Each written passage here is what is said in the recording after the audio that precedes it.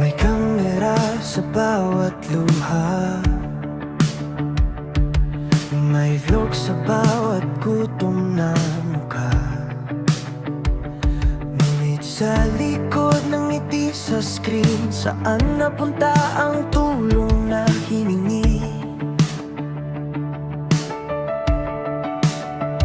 May donasyon, may resibo, pero kwento lang ang malinaw. Bulsa'y busog, konsensya'y tahimik.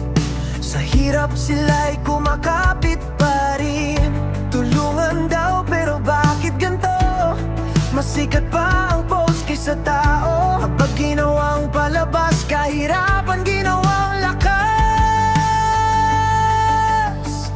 Walang transparency sa pagtulong, poverty porn ang inuukit sa bawat galaw. Hindi awa ang hanap ng taong gutom, kundi dignidad at tunay na kamay na tutulong.